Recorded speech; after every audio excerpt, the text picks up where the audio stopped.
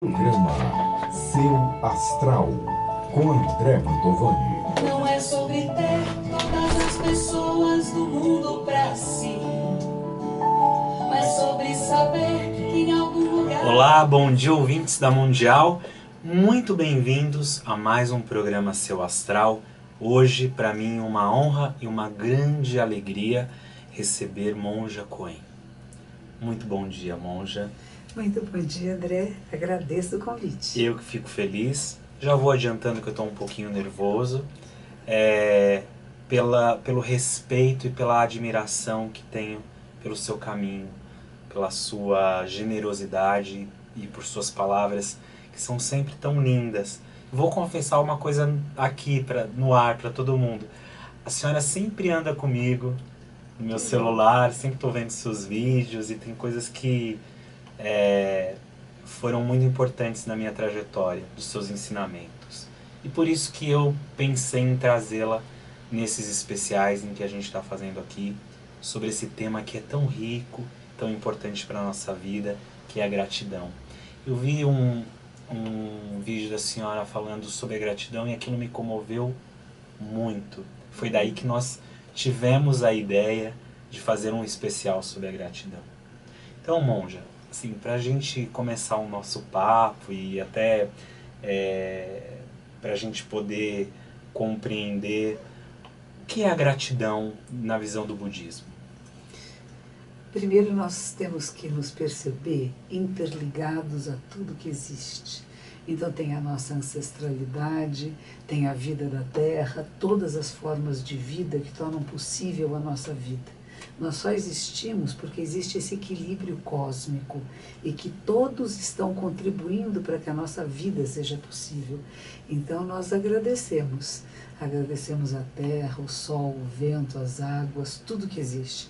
Porque se tudo não existisse, nós não existiríamos.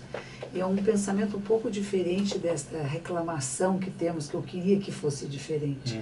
Mas quando você começa a perceber, nós chamamos isso do caminho. Quando você começa a perceber, falamos o caminho de Buda, o caminho iluminado, o caminho da sabedoria, você percebe que tudo que possa acontecer a você faz parte, é o caminho. E são coisas que às vezes vêm até nós para que nos possam fortalecer e possam talvez nos fazer até evitar de ir por rotas erradas. Então, tudo que possa chegar até nós exige um sentido de gratidão, mesmo aquilo que parece que não é bom, que pode dar a impressão naquele primeiro momento, puxa, eu não queria que fosse assim, que pena que isso está acontecendo. E você fala, não, por que razão isso estará acontecendo? Se eu não sei agora, se eu não percebo agora, um pouco mais adiante eu vou entender. A gratidão, ela tem a ver com compreender esse universo como um todo, como a senhora me disse agora, mas como ser grato num mundo de caos? Num mundo aparentemente de caos, né? Mas num momento de caos. Pois é, perceber que o caos também é essa natureza iluminada manifestando. Ela não está separada de o suposto não caos, que é impossível. Sim. Não é o que nos dá tranquilidade, paz e bem-estar. É exatamente o que aparece ser uma confusão e não é o que nos faz perceber esse caminho. Qual é a minha escolha? Porque nós fazemos escolhas todos os dias. Desde se levanto ou não levanto, o que eu vou comer, o que eu não vou comer, com quem eu vou falar, o que eu vou vestir. Então, o tempo todo nós estamos fazendo escolhas. E essas escolhas estão ligadas a inúmeros outros seres. Um pedacinho de pão que você vai comer, ele vai depender do sol, da lua, da estrela, de quem plantou, de quem colheu, de quem fez a farinha, de quem fez o pão, de quem fez o forno para o pão ser cozido. Então, de quem trouxe o pão para sua mesa, né? Muitas vezes. A quantidade de seres que estão interrelacionados com um pedacinho de pão que foi sua escolha de manhã. Você pode ter escolhido não glúten, e você pode comer uma tapioca. Sim, um pão integral. Um pão integral. Mas você também vai perceber que na tapioca, por exemplo, estava lá mandioca. Sim. E aí você vai lembrar dos povos indígenas, da natureza, se nós estamos fazendo demarcação de terras, tudo está interligado. Não existe nada separado. E aquilo que nós colocamos no universo é o que vai voltar para nós. Eu lembro há um tempo atrás, estava muito difundido no Facebook, daquele senhor japonês que fazia experiências com moléculas de água. Lembra Sim, disso? lembro sim. Até fizeram um livro a Isso. respeito disso, né? Bem bonito. Imagine que o nosso corpo é 75% de água. Pois é. E o que nós colocamos até em palavras, em sentimentos, mexe com essas moléculas. O que ele dizia? Quando você é grosseiro, rude, reclamão, briguento, as nossas moléculas de água ficam tão feias como se estivesse numa água muito poluída. E quando são palavras amorosas, com gentileza, com respeito, as moléculas ficam tão belas como numa fonte puríssima.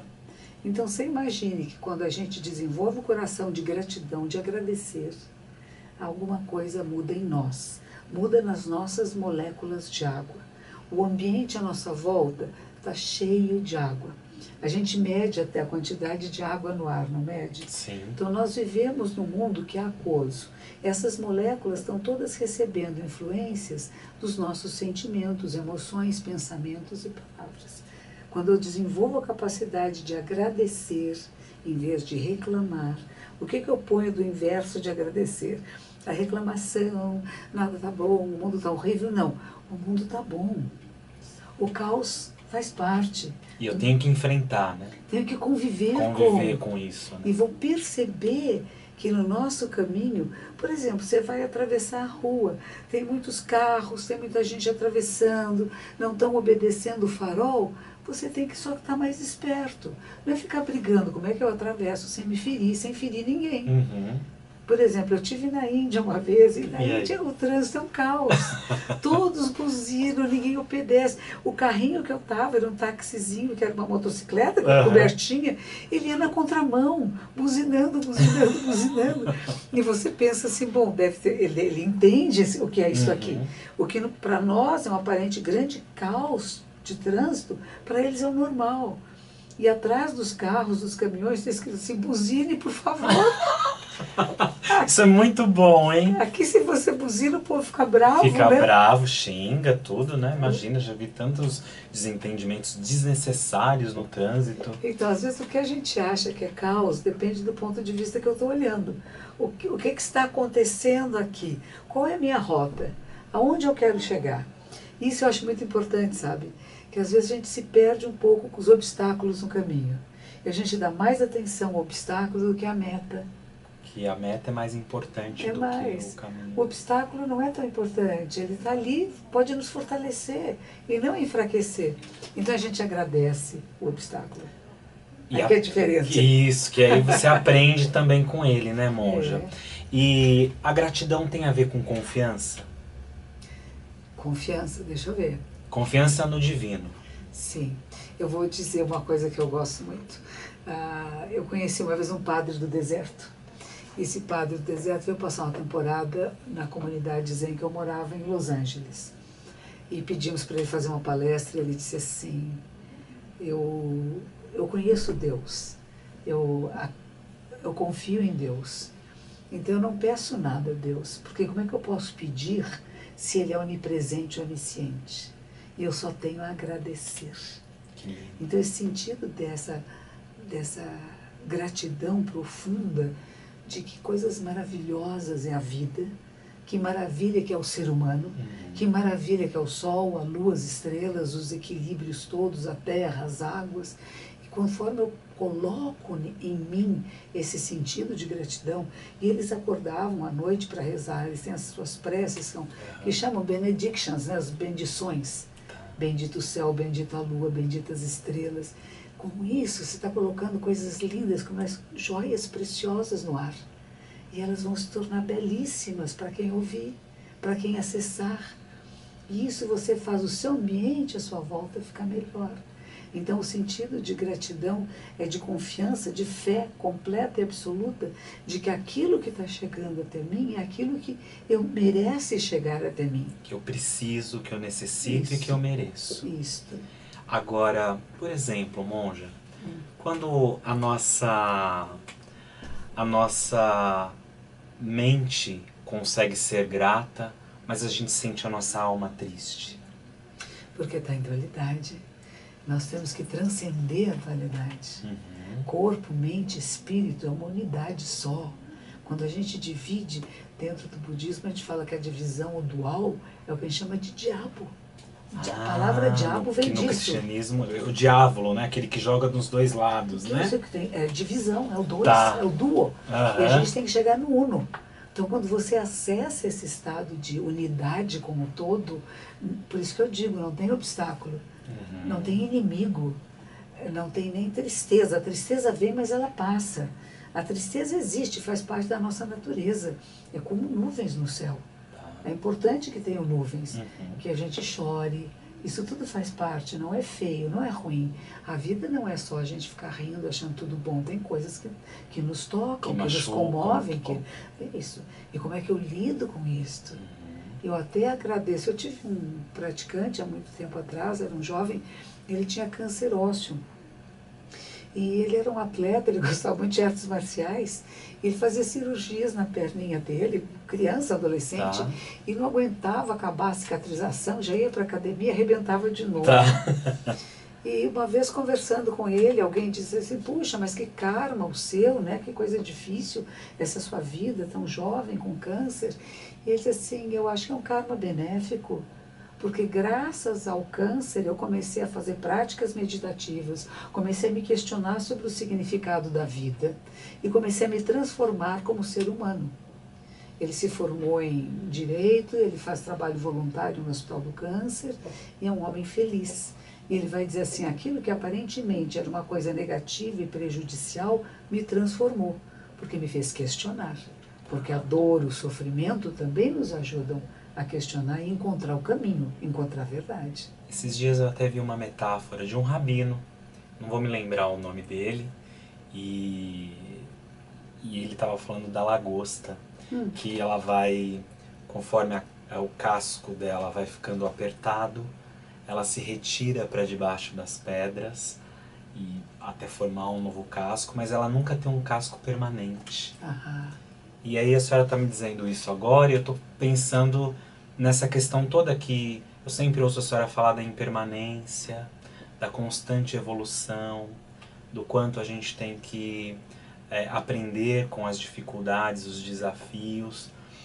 E aí quando a gente fala em gratidão, as pessoas também pensam que é uma coisa meio boba, né? Assim, meio poliana, né? Eu não reconheço o que está acontecendo à minha volta.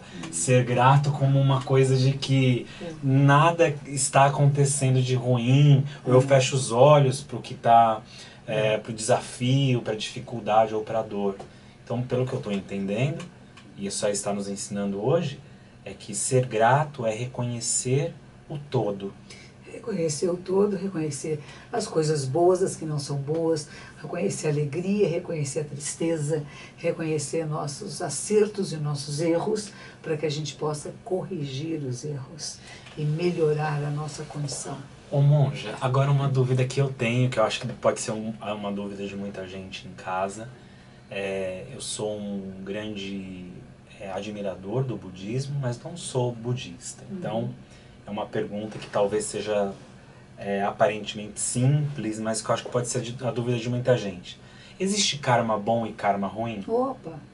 Existem vários tipos de karma. Karma individual, karma coletivo, karma de resposta imediata, karma de resposta em vida posterior a essa, em vidas muito posteriores a essa.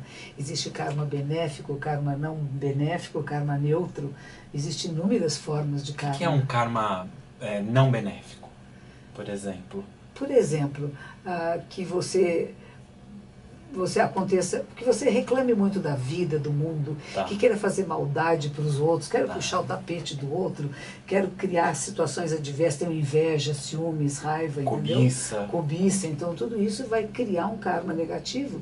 Agora que você sinta, você pode até sentir cobiça, mas você fala, nossa, eu estou cobiçando aquele carro. Eu vou trabalhar para ter esse carro. Sim, vou dar o meu melhor para conquistar. Eu gostaria de ter aquele carro. Não é que seja errado, mas a cobiça toma conta de você e você vai roubar para ter isso. Aí você entrou num karma negativo, num karma prejudicial. Karma benéfico pode ser, por exemplo, esse menino do câncer que eu contei para você. Eu tive um outro aluno também que ele teve uma doença do Mediterrâneo, chama talassemiase. A talassemia, ela vai ofender, o núcleo da hemácia nasce com defeito. Então o corpo absorve muito ferro e vai endurecendo os órgãos internos e tudo. Ele morreu com 55 anos, que foi o que mais viveu, de todo mundo sabe, dos casos de talassemia. Tá. Mas uma coisa que ele fez quando ele estava doente, não é que a doença seja o karma, a doença existe, doença genética, doença adquirida. O que ele fez com isto? Ele viveu com plenitude a sua vida. E ele foi parte da associação das pessoas que têm talassemia aqui no Brasil e no mundo. E o que ele podia fazer para melhorar não só a sua vida pessoal, mas de outras pessoas que têm o mesmo tipo de necessidade. Então, essa é a diferença. Não é a doença em si que é o karma, É o que é eu o que faço. você faz com aquilo que chega até você. Tá. Você pode transformar isso numa ação que beneficia o maior número de seres, incluindo você, ou você pode ficar com raiva, xingando. Ah, meus ancestrais não prestavam, meu pai, herdei uma doença ruim, né? Tenho raiva do mundo, não acredito em mais nada, né? Uhum. Tem pessoas que ficam assim muito rancorosas e elas Amargas, acabam né? amargas. Tem umas histórias que eu gosto muito. Uma delas é de um homem que era muito mau. Ele era mau, mas ele era mau, matava tudo que ele encontrava. Se tinha um bichinho no chão, ele pisava em cima. Ele era bem Tinha malvado. raiva da vida. Tinha raiva da vida e do mundo. E um dia ele está andando, tinha uma aranhazinha no chão, ele não pisou na aranha. Foi a única ação boa na vida. Quando ele morreu, vai para o inferno, né? Então se abre um mundo de sofrimento terrível e lá vai ele. Tchum, entra. Ele está lá no inferno, sofrendo com muitas pessoas, quando de repente uma aranhazinha vem descendo assim e chama ele, psh, psh, psh, vem cá. Diz assim, você mesmo. Aí ela disse assim, você fez uma boa ação, você não me esmagou o dia, então você pode subir que eu vou te tirar aqui do inferno, por uma boa ação que você fez. E ele começa a subir, fala assim, mas seu fiozinho é tão fininho, ela disse, mas é forte, porque uma boa ação tira você de um lugar terrível como esse. Ele começa a subir e as outras pessoas que estavam lá em sofrimento também, vendo ele subir, começa a subir no fiozinho. E ele achando que o fio não ia aguentar tanta pessoa, começa a dar pontapés para baixo. Aí ele cai e perde a única oportunidade que ele tinha de subir, de sair de lá. Então ele criou um karma maléfico a vida inteira, mas quando ele cria um karma benéfico, se você em um momento da vida, os nossos monges sempre falam isso, né, os fundadores lá do século XIII, um dia que você tenha uma prática correta, um dia que você tenha bons pensamentos, que você viva, vale mais do que 100 anos fazendo bobagem. Tá, Ele que vai lindo criar isso. Que é a ideia da méritos. redenção, né? É, A ideia da iluminação, isto, talvez, né? isto, Se eu estiver falando... que é a transformação do ser. Transformação do ser. Falando em iluminação, monja, como foi o seu chamado? Assim, eu acho que a senhora já deve ter falado bastante sobre isso, mas eu acho que é sempre tão rica essa experiência. Como foi o seu chamado para o budismo?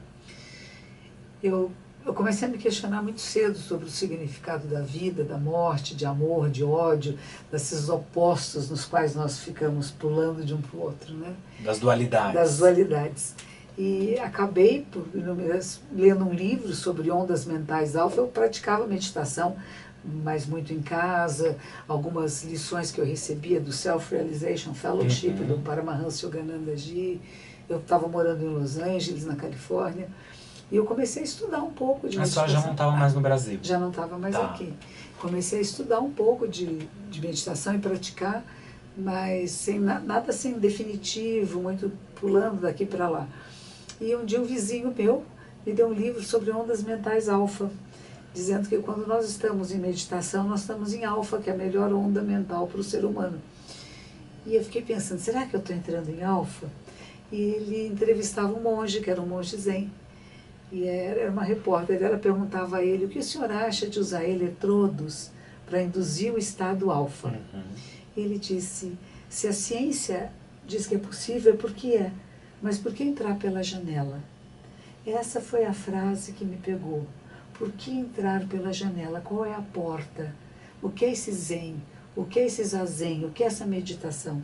Aí fui procurar pelo zen budismo, encontrei, eu estava morando em Los Angeles, tem lá o que chama Zen Center of Los Angeles, e eu fui lá e no primeiro dia, quando a menina, uma jovem universitária, cabeludinha, não era nem monja, nem careca, nem nada, deu a primeira aula de meditação e disse, fica com os olhos entreabertos.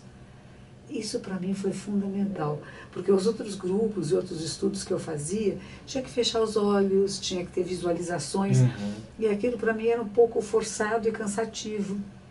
É perfeito para outras pessoas, mas para mim não batia muito. E quando ela disse, os olhos ficam entreabertos e os sons são os sons do mundo. Essa é a música da vida. Não precisa poner uma música. Eu falei, nossa, isso bateu comigo, gostei. E aí eu fiquei, comecei a frequentar e me identifiquei com aquela maneira de praticar, com os ensinamentos, com o professor, e fui ficando.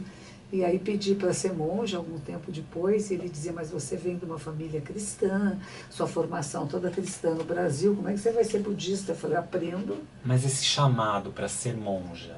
Pois então, foi lá. Foi a partir das meditações. Foi, eu falei, isso aqui é a coisa mais importante que eu já fiz na minha vida. Nada se compara.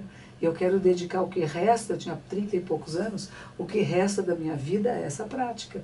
Porque isto agora faz sentido. Agora a minha vida tem um verdadeiro sentido. A nossa vida tem vários sentidos. Sim. Nos sentidos que nós vamos dando em momentos diferentes, né? Na infância tem um, na adolescência tem outro, na fase adulta. E aí tem um momento que a gente se questiona mesmo, mas que sentidos eu posso dar à minha vida? E quando eu encontrei esta prática, que é do Zen Budismo, eu falei, esta aqui é o que eu quero. E é interessante porque a senhora me dizendo isso, me lembra muito aquele provérbio, aquela frase de quando o discípulo está pronto, o mestre aparece, então o caminho ele se abre, né? Quando a pessoa está pronta. Você tem que estar atento para entender os sinais que podem ser sutis, né? Exato. A gente tem que aprender a ler os sinais do caminho, né? E o caminho vai mostrando. Se você está aberto e está à procura verdadeira, ele vai se abrindo mesmo para você, né? E aí o meu professor me fez esperar ainda algum tempo, praticamos juntos, até que um dia a minha mãe aqui no Brasil deu a permissão, porque o Buda disse que você não pode se tornar religioso, monge ou monja, sem a aprovação de seus pais. E minha mãe questionava. Bonito isso, né? Porque os pais estão dentro de nós, é o mais íntimo nosso. Então, se a gente convencer o pai e mãe, que a gente se convenceu mesmo. Se não convencer o pai e mãe, cuidado, né? Porque você não está convencido. E se você não está convencido, o caminho não está aberto. Tá. Então, esse abrir o caminho tem a ver um pouquinho com aquela confiança em você, de você, de que esse é o seu caminho. E aí a senhora nesse momento, conseguiu compreender de que ser monja, tá certo? Sim, monja. Ser monja era o seu propósito de vida. Meu propósito de vida é servir. Servir. E encontrar um caminho que ajude as pessoas ao despertar. Tá. Que eu acho que é a coisa mais importante, né? Acorda, desperta, aprecia a sua vida, tem gratidão. Sinta a gratidão verdadeira, até pelas pessoas que aparentemente estão te atrapalhando. Pessoas que, por exemplo, tem pessoas que falam para mim, meu emprego não está bom, vai acabar. Eu falei, que bom, que acabe logo, vá procurando outro, não fique na rua. Claro. Mas eu tenho medo da transformação, mas tudo está se transformando o tempo todo. Sim. Não há nada a temer. Quando fecha uma porta, a ouça se abre. Então a gente perceber que esse caminho, ele é de luz. E às vezes nós não percebemos essa luz, né? Monja, eu ficaria aqui horas conversando com a senhora. E eu gostaria que a senhora dissesse para os nossos ouvintes, a senhora tem um programa aqui todas as segundas-feiras, às 19h30, e quem quiser entrar em contato com a senhora? Bom, pode ser aqui pela Rádio Mundial, que eles vão ter meus contatos, e tem um site que é Zen do Brasil, Z de zebra, E de elefante, N de navio, zendobrasil.org.br é o site da gente, lá tem os contatos. Tá bom. Muito, muito obrigado. Que a senhora continue sendo essa pessoa generosa e tão delicada e tão sábia para nos ensinar o caminho da gratidão. Muito obrigada, agradeço a você com muita gratidão, a você que me convida, a todos que possam estar nos ouvindo e que todos os seres possam despertar para o coração de gratidão infinita. Muito obrigado para nós. Para todos nós.